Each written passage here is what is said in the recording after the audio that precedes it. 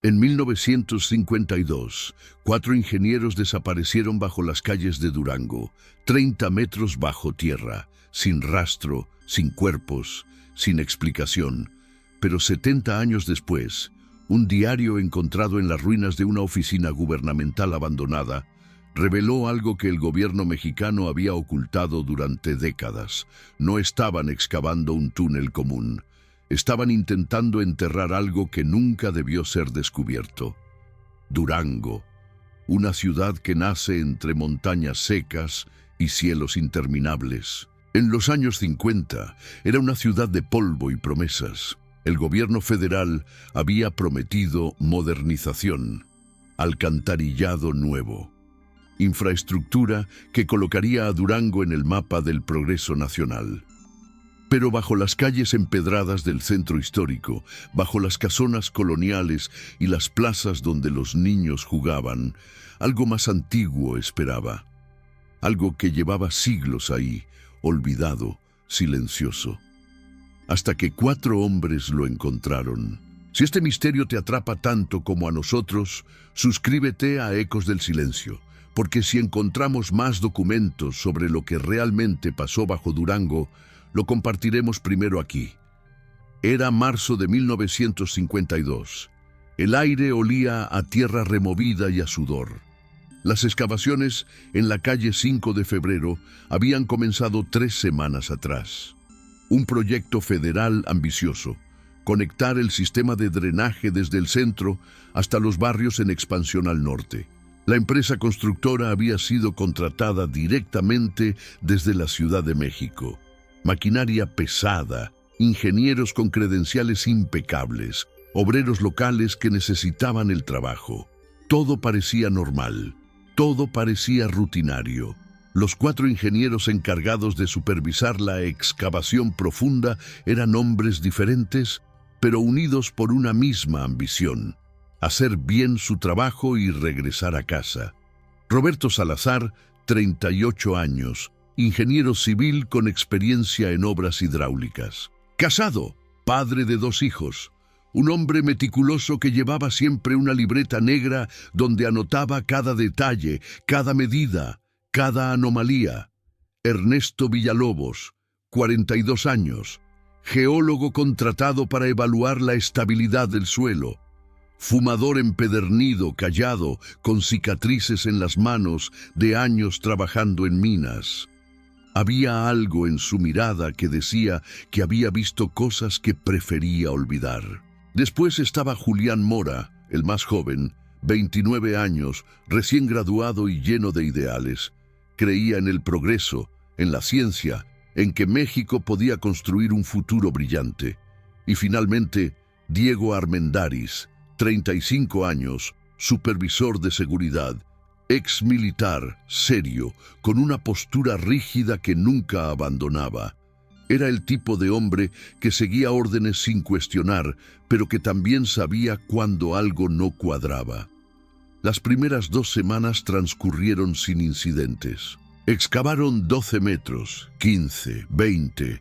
El suelo era estable, arcilloso, predecible. Los obreros bromeaban durante los descansos.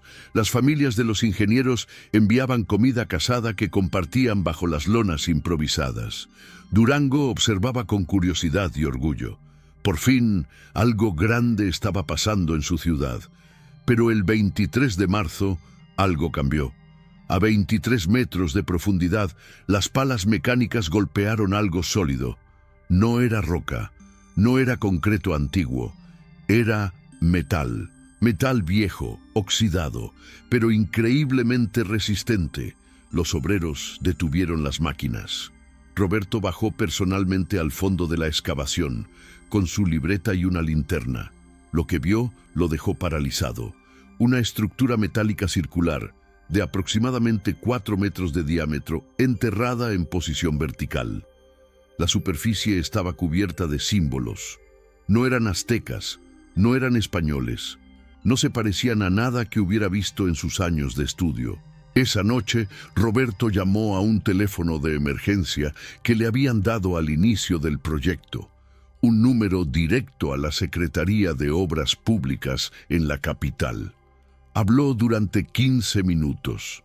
Cuando colgó, su rostro estaba pálido. Le dijo a los demás que esperaran órdenes, que no tocaran nada, que no hablaran con nadie. 48 horas después, llegaron hombres de la Ciudad de México. No eran ingenieros comunes. Vestían trajes oscuros, cargaban maletines de cuero y había algo militar en su forma de moverse. Se identificaron como asesores técnicos especializados. No dieron nombres completos. Inspeccionaron el objeto durante horas. Tomaron fotografías con cámaras que parecían demasiado sofisticadas para la época. Hablaban en voz baja, en códigos que nadie más entendía. Al tercer día, las órdenes fueron claras. Continuar excavando alrededor del objeto, pero con extremo cuidado. No removerlo, no dañarlo, simplemente exponer su estructura completa. Los 4 ingenieros originales serían los únicos autorizados a bajar. Los obreros locales fueron retirados del proyecto y enviados a otras obras. Se levantaron lonas altas alrededor de toda el área. Guardias armados comenzaron a patrullar el perímetro. Durango comenzó a murmurar. ¿Qué habían encontrado? ¿Por qué tanto secreto? Roberto escribía cada noche en su libreta. Ernesto fumaba más de lo normal, con las manos temblando ligeramente cada vez que subía del pozo. Julián, el idealista, comenzó a hacer preguntas que nadie quería responder. Y Diego, el exmilitar, reconocía los protocolos. Esto no era una obra pública, esto era una operación clasificada. El 28 de marzo, a 30 metros de profundidad, terminaron de exponer el objeto completo. No era solo un cilindro metálico, era una compuerta, una entrada. Y en su centro había un mecanismo de cierre tan complejo que parecía imposible que hubiera sido construido siglos atrás. Los símbolos grabados brillaban tenuemente bajo las luces de trabajo, como si reaccionaran a la presencia humana después de tanto tiempo en la oscuridad. Esa noche, los hombres de traje tomaron una decisión. El objeto no podía ser estudiado ahí, era demasiado expuesto. Demasiado peligroso que la población local hiciera preguntas. La orden fue directa: sellar todo. Cubrir el objeto con concreto reforzado. Falsificar reportes que indicaran que la excavación había encontrado un acuífero contaminado y que el proyecto se cancelaba por razones de salud pública. Los 4 ingenieros serían reubicados a otras ciudades. Recibirían compensaciones económicas generosas y firmarían acuerdos de confidencialidad bajo amenaza de cárcel. Pero Roberto no podía aceptarlo, no después de lo que había visto, no después de las noches escuchando sonidos que venían desde abajo, sonidos que no tenían explicación lógica. Un zumbido grave, casi imperceptible, que hacía vibrar el aire, como si algo estuviera despertando. El 30 de marzo de 1952, los 4 ingenieros bajaron por última vez al pozo. Era de madrugada. Los guardias estaban cambiando turno. Las luces parpadeaban. Según el reporte oficial, iban a realizar una inspección final antes del sellado. Según el reporte oficial, algo colapsó. Una falla estructural. Los 30 metros de excavación se derrumbaron en segundos. Cuando llegaron los equipos de rescate al amanecer, no había nada que rescatar. Solo tierra compactada, piedras y silencio. Las familias exigieron respuestas. El gobierno ofreció indemnizaciones. Los cuerpos, dijeron, eran irrecuperables. Demasiado profundo, demasiado peligroso intentar una excavación de rescate. Los funerales se realizaron con ataúdes vacíos. Las viudas lloraron. Los hijos crecieron sin padres. Y Durango aprendió a no hacer preguntas. El sitio fue sellado con 3 metros de concreto. Encima construyeron un parque pequeño, bancas de hierro forjado, un kiosco modesto, árboles que tardaron años en crecer en ese suelo muerto. La gente paseaba ahí sin saber que había 30 metros bajo sus pies. sin saber que 4 hombres habían sido silenciados, sin saber que el gobierno había enterrado no solo un objeto, sino una verdad. Los años pasaron como pasan en las provincias mexicanas, lento, con el peso de la costumbre. Durango creció. El parque sobre la calle 5 de Febrero se convirtió en un lugar de encuentro. Ancianos jugaban dominó bajo los árboles, niños corrían alrededor del kiosco. Nadie hablaba ya de los ingenieros desaparecidos. Las viudas envejecieron en silencio. Los hijos se mudaron a otras ciudades buscando futuros que Durango no podía ofrecerles. La memoria, como todo en el desierto, se erosionaba con el tiempo. Pero hay cosas que no se olvidan. Hay cosas que se transmiten en susurros, en las sobremesas familiares, en las noches cuando el viento aullaba entre las montañas. Los viejos del centro recordaban las lonas negras, los guardias armados, el estruendo de aquella madrugada de marzo, cuando la tierra tembló y 4 hombres desaparecieron, y recordaban algo más, los rumores de luces extrañas bajo el parque, de sonidos que no tenían origen, de perros que se negaban a cruzar por ese lugar después del anochecer. En 1967, 15 años después del incidente, la ciudad decidió renovar el parque. Necesitaban instalar nuevas tuberías de agua. Cuando las excavadoras comenzaron a trabajar a solo 2 metros de profundidad, encontraron algo extraño. El concreto no era normal. Era concreto militar, reforzado con materiales que no se usaban en construcciones civiles. Las máquinas se rompieron. Los obreros reportaron fallas inexplicables en las herramientas eléctricas. El proyecto se canceló abruptamente. Razones presupuestarias, dijeron. Nadie cuestionó. En 1978, un temblor de magnitud moderada sacudió Durango. No causó daños mayores, pero en el parque, justo en el centro, apareció una grieta. Una fisura delgada que atravesaba el suelo de norte a sur. Los niños se asomaban y juraban escuchar ecos, como si hubiera un espacio vacío muy abajo. Las autoridades municipales cubrieron la grieta con cemento fresco en menos de 24 horas. Demasiado rápido, demasiado eficiente para una burocracia que normalmente tardaba meses en reparar un bache. Pero la historia real, la que conectaba todos estos eventos, estaba guardada en un lugar que nadie imaginaba. A 5 kilómetros del centro de Durango, en las afueras de la ciudad, había un complejo de oficinas gubernamentales abandonadas. Habían sido construidas en los años 40 como parte de un programa de descentralización administrativa. Durante décadas albergaron dependencias menores, archivos fiscales, oficinas de obras públicas regionales, almacenes de documentación. Pero en los 90, con la modernización y la digitalización, fueron quedando obsoletas. Primero se mudaron los empleados, luego se llevaron el mobiliario útil. Finalmente, solo quedaron papeles viejos, escritorios rotos y el olvido. En el año 2022, 70 años después del incidente, el gobierno estatal decidió demoler el complejo. El terreno valía más que los edificios. Desarrolladores inmobiliarios ya tenían planes para un centro comercial. Pero antes de las demoliciones, por protocolo, debían realizarse inspecciones de seguridad y revisar que no quedaran documentos clasificados. Fue un inspector de rutina, un hombre llamado Héctor Salinas, quien lo encontró. Héctor tenía 52 años. Había trabajado toda su vida en archivos gubernamentales. Era meticuloso, aburrido y absolutamente confiable.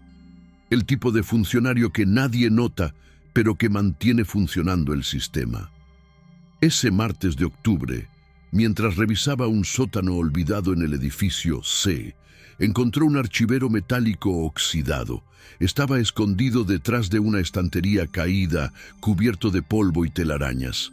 Dentro había carpetas, documentos oficiales con sellos de confidencial y seguridad nacional. Reportes técnicos de 1952. Fotografías en blanco y negro. Y, en el fondo del cajón, envuelta en una bolsa de tela aceitosa, una libreta negra. Héctor reconoció inmediatamente la importancia de lo que había encontrado, no por el contenido, que aún no había leído, sino por los protocolos de seguridad que rodeaban esos documentos. Esto no era basura administrativa. Esto era algo que alguien había intentado ocultar y luego había olvidado que existía. Se llevó la libreta a casa. Esa noche, bajo la luz de su escritorio, comenzó a leer. La letra era apretada, nerviosa en algunas partes, firme en otras. El nombre en la primera página decía Roberto Salazar, bitácora personal, Proyecto Durango, 1952. Las primeras entradas eran técnicas, mediciones, observaciones geológicas, pero conforme avanzaban las páginas, el tono cambiaba. Roberto comenzaba a documentar cosas que iban más allá de lo profesional. Describía el objeto con una mezcla de fascinación y terror. Los símbolos que brillaban, el zumbido que aumentaba cada noche, y lo más perturbador, las voces. Día 8. Ernesto lo admitió hoy. Él también las escucha, no son imaginaciones. Cuando estás cerca del objeto, si te quedas quieto, si respiras despacio, puedes oírlas, como un coro lejano, palabras en un idioma que no existe. Julián dice que es sugestión colectiva, pero Diego, el militar, me miró hoy con una expresión que no había visto antes, miedo, un soldado con miedo. Día 12. Los hombres de traje llegaron hoy. No son arqueólogos, no son científicos normales. Uno de ellos llevaba un contador Geiger. ¿Por qué necesitas medir radiación en una excavación de alcantarillado?, le pregunté. Me dijo que era procedimiento estándar. Mentira. He trabajado en 20 proyectos y nunca he visto esto. Día 15. Esta noche bajé solo. No debía, pero necesitaba ver. El objeto emite luz propia, muy tenue, casi imperceptible, pero está ahí. Un resplandor azul verdoso que pulsa, como si respirara. Toqué la superficie y la sentí tibia. El metal tiene 30 metros bajo tierra, rodeado de suelo frío, y está tibio al tacto. Esto no tiene sentido. Héctor leyó durante horas. La libreta documentaba los últimos 18 días de Roberto Salazar. Cada entrada era más inquietante que la anterior. Hablaba de reuniones secretas, de científicos extranjeros que llegaban de noche, de discusiones acaloradas sobre si debían abrir el objeto o sellarlo para siempre. Y en las últimas páginas, Roberto documentaba su decisión. No podía permitir que esto quedara enterrado sin que alguien supiera la verdad. Día 17. Tomé fotografías. Escondí copias de los reportes técnicos. Si algo me pasa, alguien debe saber. Este objeto no es humano. No fue hecho por los aztecas ni por los españoles. Es anterior, mucho más anterior, y el gobierno lo sabe. Por eso los guardias, por eso el secreto. Van a sellarlo, van a enterrarlo, van a pretender que nunca existió. Día 18. Última entrada. Mañana temprano bajaremos por última vez. Diego me advirtió que no haga preguntas, que siga las órdenes, pero no puedo. Esta noche voy a intentar abrir la compuerta. Solo un poco, solo para ver qué hay dentro. Julián me ayudará. Ernesto dice que estamos locos, pero sé que él también quiere saber. Si estás leyendo esto, significa que algo salió mal. Busca las fotografías, busca los reportes. Están en... La última frase quedaba incompleta. El resto de las páginas estaban en blanco. Héctor cerró la libreta con manos temblorosas. Revisó las carpetas del archivero. Encontró fotografías borrosas del objeto, reportes técnicos llenos de términos que no entendía, pero que claramente indicaban que aquello no era una estructura normal. Y lo más importante, un mapa detallado que mostraba la ubicación exacta del objeto bajo lo que ahora era el Parque 5 de Febrero. Durante 3 días, Héctor no supo qué hacer. Esto era más grande que él. Esto podía arruinar su vida si lo reportaba a las autoridades equivocadas. Pero también sabía que no podía quedarse callado. Roberto Salazar había muerto intentando que la verdad saliera a la luz. 4 hombres habían desaparecido. Sus familias merecían respuestas. Tomó una decisión. Contactaría a periodistas, a investigadores independientes. Haría copias de todo. Lo compartiría con suficientes personas para que no pudiera ser silenciado. Pero primero necesitaba más evidencia. Necesitaba confirmar que el objeto seguía ahí, 30 metros bajo el parque.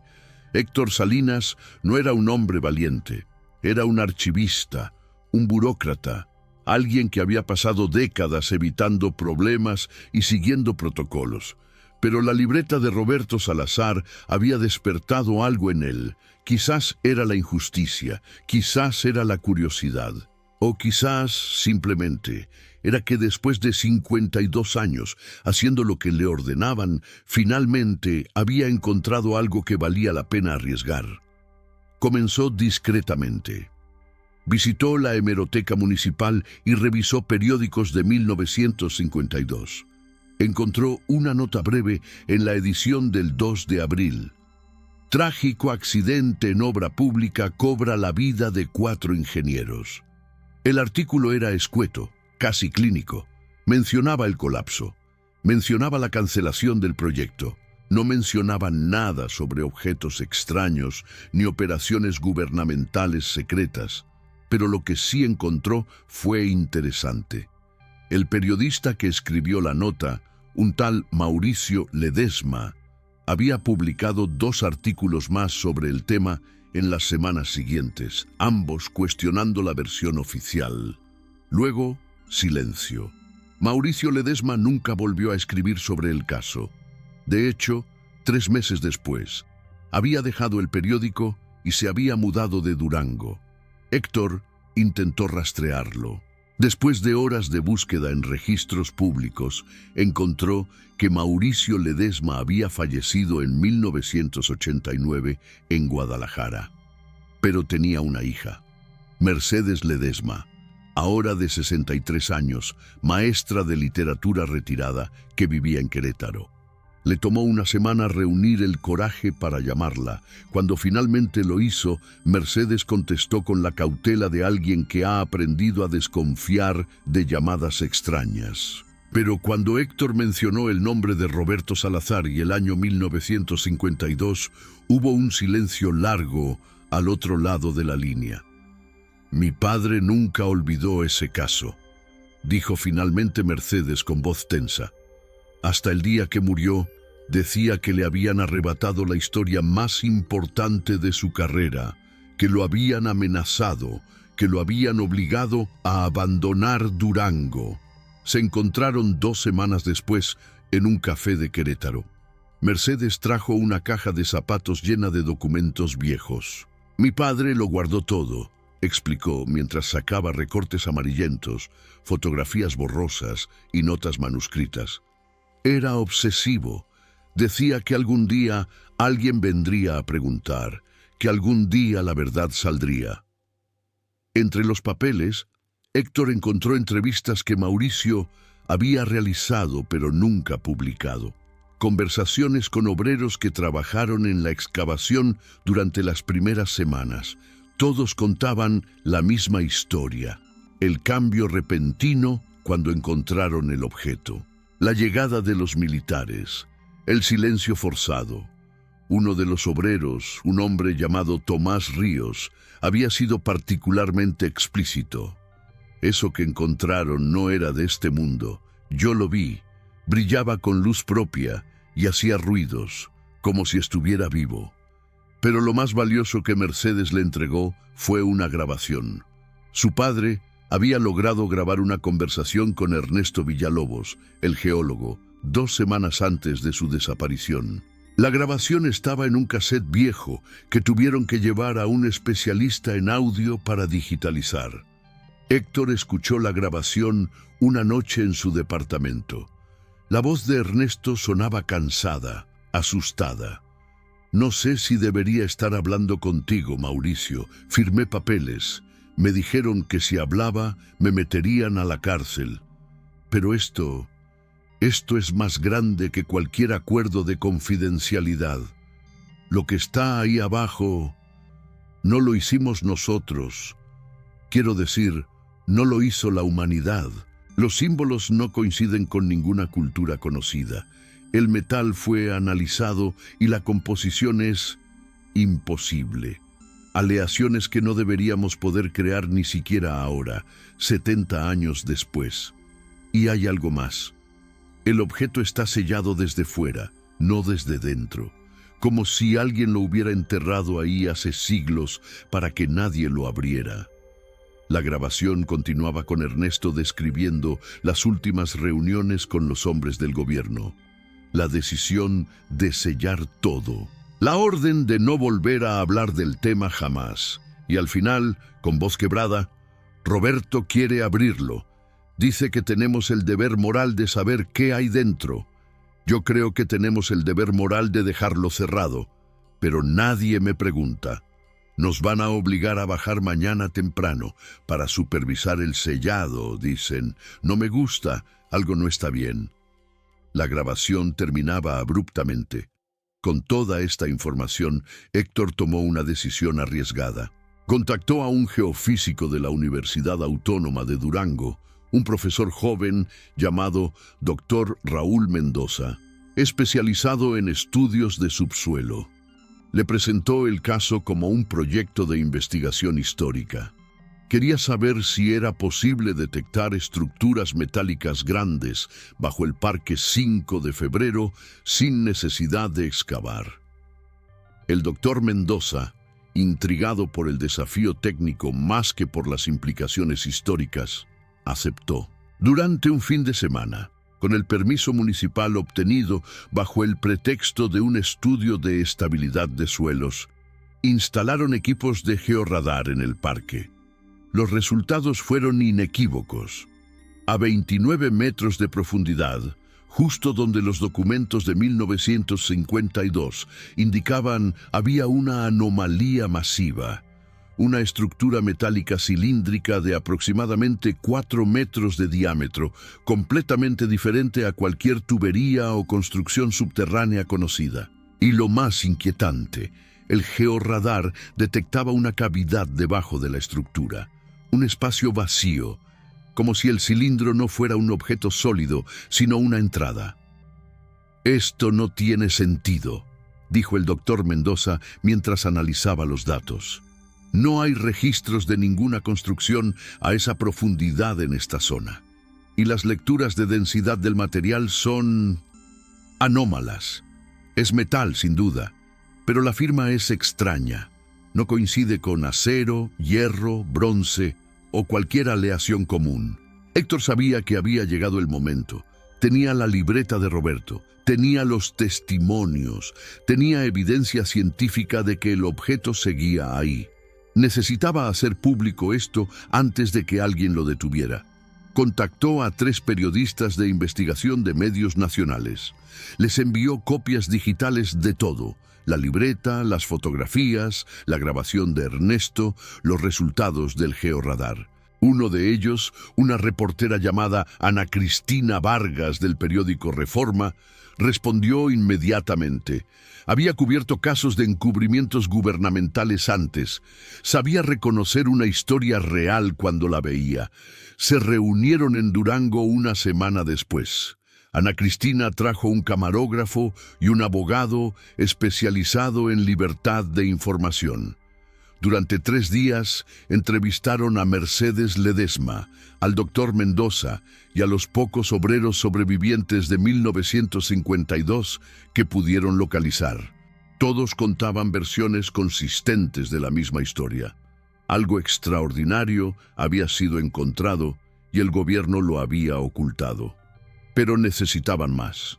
Necesitaban acceso a los archivos oficiales. Ana Cristina presentó solicitudes de información pública. Solicitó los reportes completos del proyecto de alcantarillado de 1952. Solicitó información sobre la cancelación abrupta. solicitó los reportes del accidente que mató a los 4 ingenieros. Las respuestas fueron siempre las mismas: información clasificada por razones de seguridad nacional, o los documentos solicitados no existen o fueron destruidos según protocolo después del periodo legal de retención. Era exactamente lo que esperaban. El encubrimiento estaba documentado en las mismas negativas del gobierno a proporcionar información. El reportaje se publicó un domingo de enero de 2023, primera plana en Reforma. El objeto que México enterró: 70 años de secretos bajo Durango. La historia completa con fotografías, transcripciones de la libreta de Roberto, la grabación de Ernesto y los resultados del georradar. La reacción fue inmediata y explosiva. Las redes sociales explotaron. Teorías de conspiración, demandas de transparencia, familias de los ingenieros desaparecidos dando entrevistas exigiendo justicia. El gobierno federal emitió un comunicado escueto: los eventos descritos corresponden a un accidente laboral ocurrido hace 70 años. Toda la documentación pertinente fue manejada según los protocolos de la época. No hay evidencia de ningún encubrimiento. Pero la presión pública era demasiado fuerte. Organizaciones de derechos humanos se sumaron. Académicos exigían acceso al sitio para investigación científica. El Congreso local abrió una comisión de investigación. Y en el Parque 5 de Febrero, la gente comenzó a reunirse.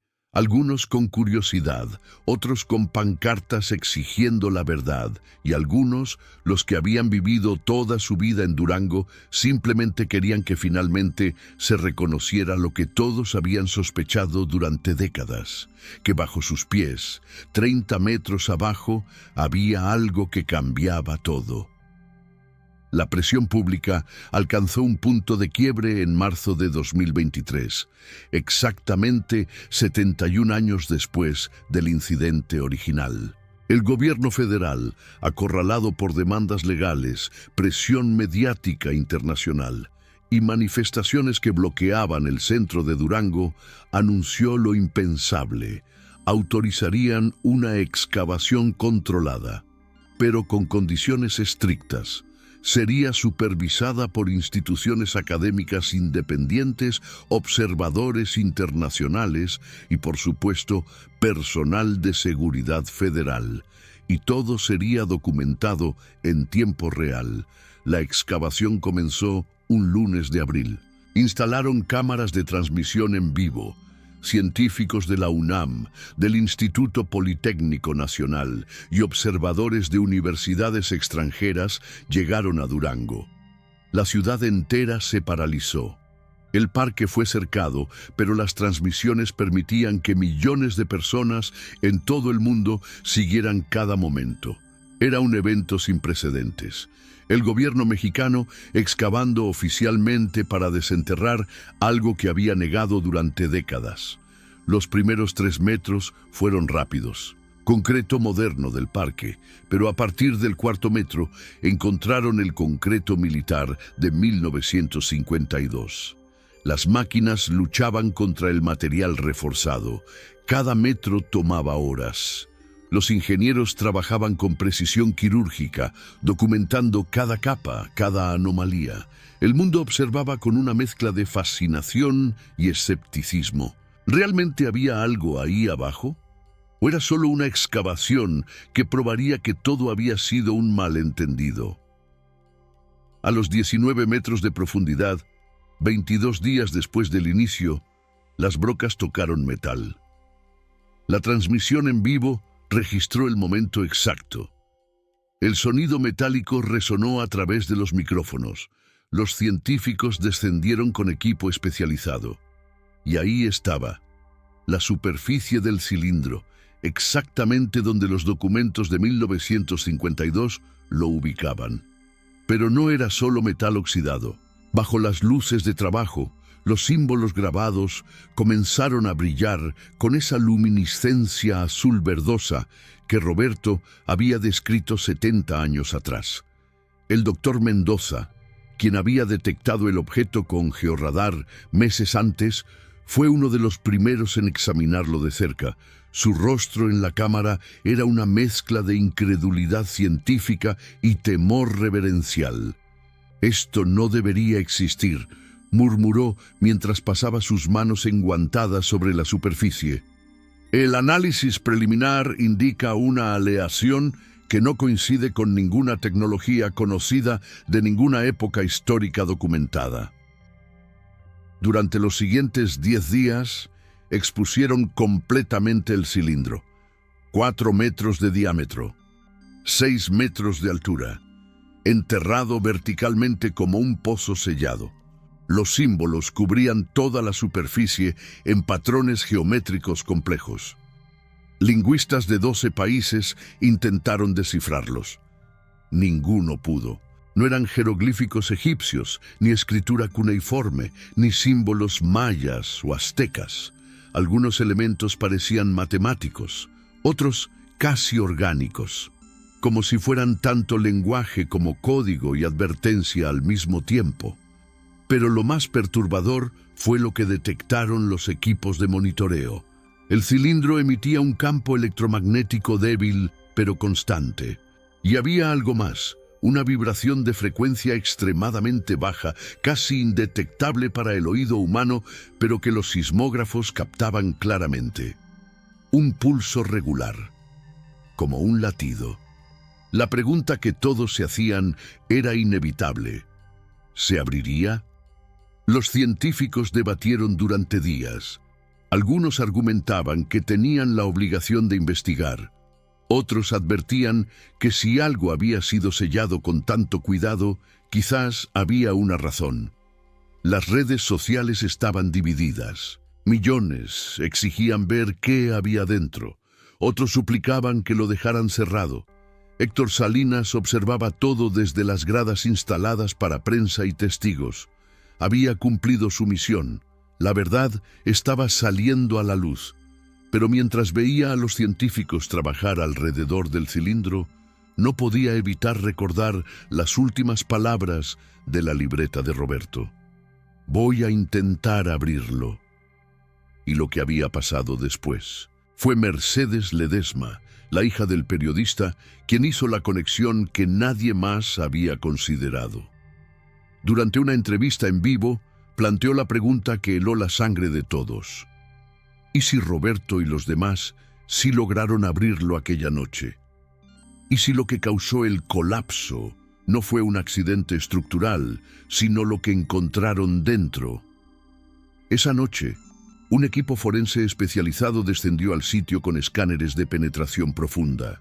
Querían verificar si había restos humanos en el área, como supuestamente indicaban los reportes de 1952. Los resultados fueron escalofriantes. No había restos, no había evidencia de ningún colapso estructural.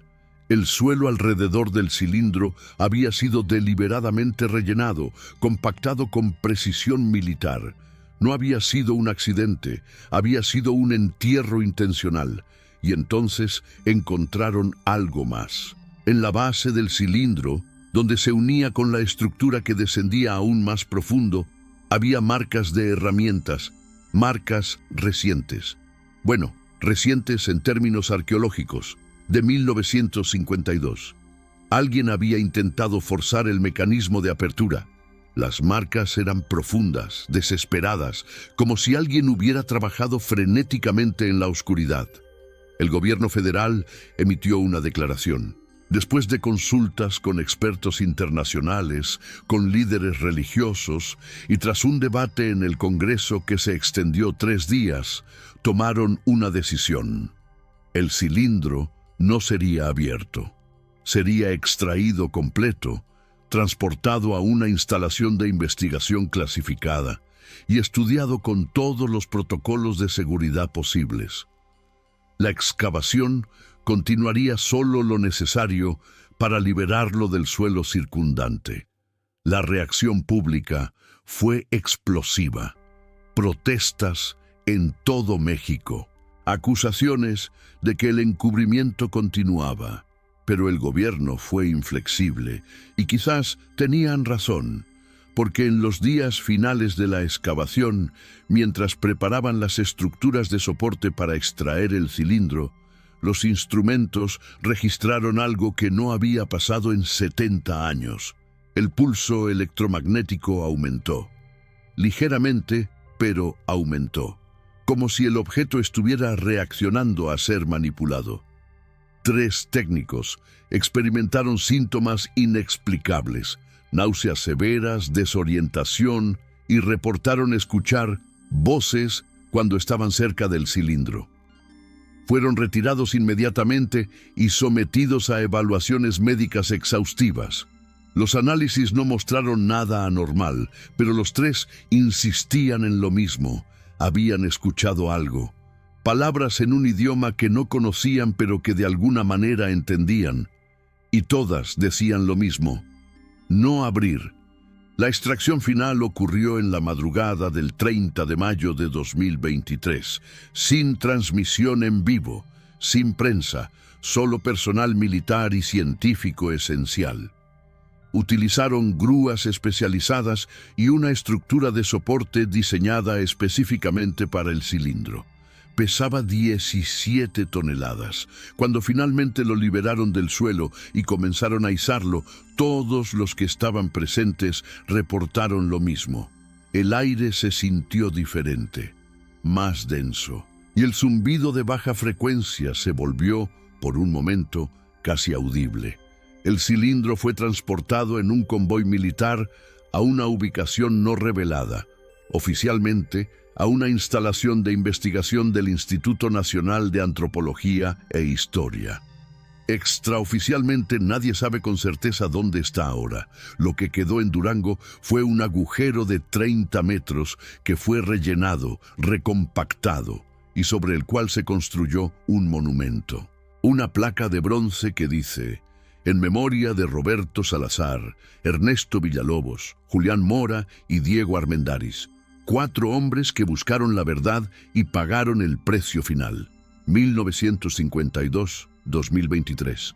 Héctor Salinas fue reconocido como el hombre que había desencadenado todo.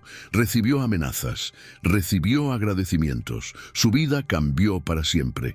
En una entrevista meses después, dijo algo que resonó con millones. No sé si hice bien en sacar esto a la luz. Roberto escribió en su libreta que alguien debía saber.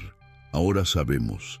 Sabemos que hay cosas enterradas bajo nuestros pies que no entendemos.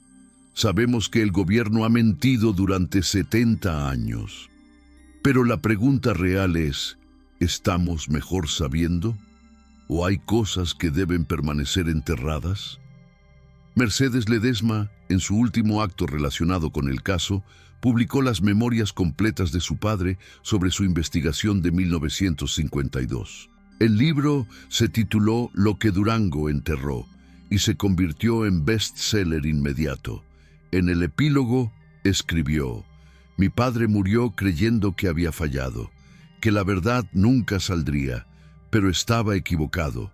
La verdad siempre encuentra la manera.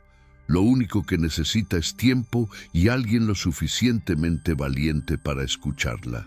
La libreta original de Roberto Salazar fue donada al Museo de Historia de Durango, donde ahora se exhibe en una vitrina especial.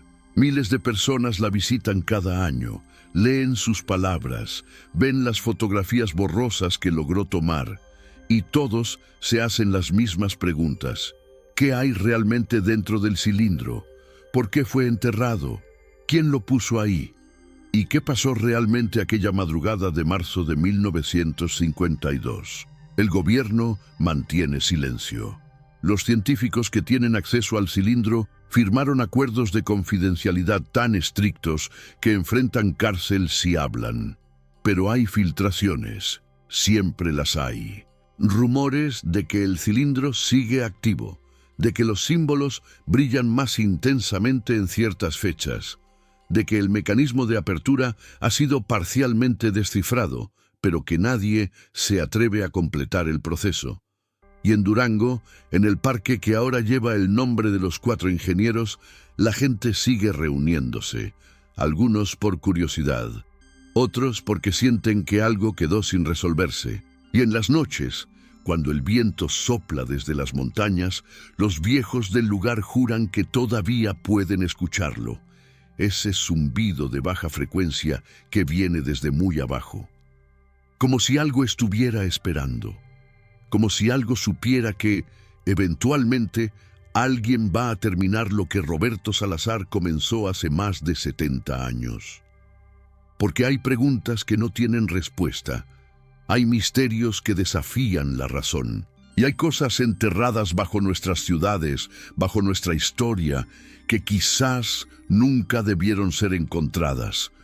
Pero ahora que sabemos que están ahí, ¿podemos realmente ignorarlas? ¿O es solo cuestión de tiempo antes de que alguien, en algún lugar, decida abrir lo que fue sellado hace tanto tiempo? Si esta historia te impactó tanto como a nosotros, suscríbete a Ecos del Silencio. Porque si algún día se filtra información sobre qué hay realmente dentro del cilindro, seremos los primeros en contártelo. Dale like si crees que el gobierno sigue ocultando algo. Comparte este video con alguien que necesita escuchar esta historia. Y dinos en los comentarios, ¿tú abrirías el cilindro? ¿O hay cosas que es mejor dejar enterradas? La verdad sobre el objeto bajo Durango sigue oculta, pero gracias a un archivista curioso, a una libreta olvidada y a 4 hombres que desaparecieron buscando respuestas, ahora al menos sabemos que existe. Y eso, quizás, es solo el comienzo. 70 años de silencio, 70 años de mentiras, 70 años esperando que alguien tuviera el coraje de preguntar ¿qué enterró México en 1952? Ahora lo sabemos, o al menos sabemos que hay algo ahí, algo que brilla en la oscuridad, algo que pulsa como si estuviera vivo, algo que el gobierno preferiría que siguiera olvidado. Pero el olvido, como el concreto, eventualmente se agrieta, y la verdad, como el agua, siempre encuentra la manera de filtrarse. Esta es la historia del objeto enterrado bajo Durango, la historia que el gobierno ocultó desde 1952, la historia que 4 hombres murieron tratando de revelar, y la historia que quizás todavía no ha terminado. Porque mientras el cilindro exista, mientras nadie sepa qué hay dentro, mientras esos símbolos antiguos sigan brillando con luz propia en alguna instalación secreta, la pregunta permanecerá: ¿qué guarda México en las sombras? ¿Y cuánto más falta por descubrir?